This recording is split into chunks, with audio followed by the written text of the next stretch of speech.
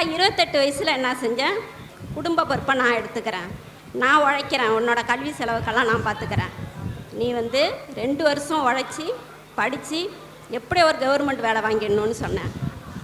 அதேமாரி இப்போ வாங்கிட்டாரு. எனக்கு ரொம்ப சந்தோஷமாக இருக்குது. கோயில் ஒன்று இருக்குது, சிவன் கோயில், அங்கேயே தான் உட்காந்து படிப்பார்.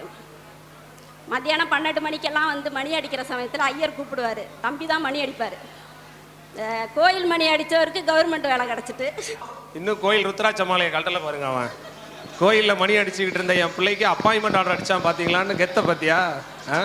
கிட்டத்தட்ட நான் 23 வயசுலேயே எனக்கு ஒரு மார்க்கில் கிட்டத்தட்ட மார்க் தட்டி போயிட்டு. ஏன்னா 159 அடித்தேன், 160 அடித்தேன். என் ஃப்ரெண்ட் எல்லோரும் வேலைக்கு போயிட்டாங்க, நான் மட்டும் அப்படியே இருந்தேன். வீட்டு கடன் சூழ்நிலை காரணமாக கிட்டத்தட்ட 5 வருஷம் கடன் அடைச்சேன். அடைச்சதுக்கப்புறம் அம்மா என்ன சொன்னாங்கன்னா, சரி நீ திருப்பி படிப்பா, நான் உன்னை படிக்க வைக்கிறேன் அப்படின்னு சொல்லிட்டு 3 வருடம் சோறு போட்டு படிக்க வச்சு அவங்க தான். எந்த உதவியும் எனக்கு கிடையாது, பேக்ரவுண்டே கிடையாது. அம்மா ஒண்டியால் நான் அந்தளவுக்கு பாஸ் பண்ணியிருக்கேன். அடுத்து முக்கியமாக அந்த வெற்றி காரணம் வந்து டேஃப் அகாடமி தான். எனக்கு கிட்டத்தட்ட எனக்கு 3 டெஸ்ட் பேட்சில் கிட்டத்தட்ட நான் பார்த்தீங்கன்னா ஒரு டெஸ்ட் பேட்சில் 15,000 கொஷின்ஸ் கிடைக்கும்.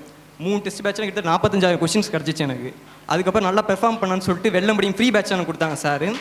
அதில் ஒரு 10,000 கொஷின், கிட்டத்தட்ட ஒரு 60,000 கொஷின் நான் ப்ராக்டிஸ் பண்ணால எக்ஸாம் வந்து தைரியமாக ஹேண்டில் பண்ணேன். ஏன்னா எனக்கு எந்த ஒரு இதுவும் இல்லை. ஏன்னா டெஸ்ட் நிறைய ப்ராக்டிஸ் பண்ண கான்ஃபிடென்ட் லெவல் ரொம்ப அதிகமாகிட்டு எனக்கு.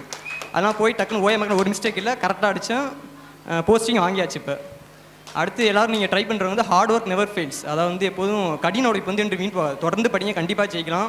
நெக்ஸ்ட் வந்து டைம் மேனேஜ்மெண்ட் பண்ணிக்கிங்க. எப்படின்னு கேட்டால் ஒரு நாளைக்கு 10 மணி நேரம் படித்தா மட்டும் பாஸ் பண்ண முடியும், அந்தளவுக்கு காம்படிஷன் அதிகமாக இருக்குது. நெக்ஸ்ட் வந்து கன்சிஸ்டன்சி, தொடர்ந்து படிக்கணும், உடையக்கூடாது. உடம்பு சொன்னால் சும்மா ஒரு 2 பாடமாக படிங்க, அப்போ தான் ஜெயிக்க முடியும். ஊழையும் முப்பக்கம் காண்பர் உழவின்றி தாளாது முயற்றுபவர் சொல்லுவாங்க. மனம் தளராகவும் தாமதிக்காமல் முயற்சி செய்ய வந்து தனக்கு தடையாக இருக்கும் விதியும் தோற்கடித்து வெற்றி பெறுவார். அதனால் வெற்றியாளர்கள் நீங்கள் எல்லாரும் வெற்றி பெறணும் வாழ்த்துக்கிறேன். இந்த திருக்குறளை விடாமுயற்சியோடு நீங்கள் வெற்றி பெறணும்.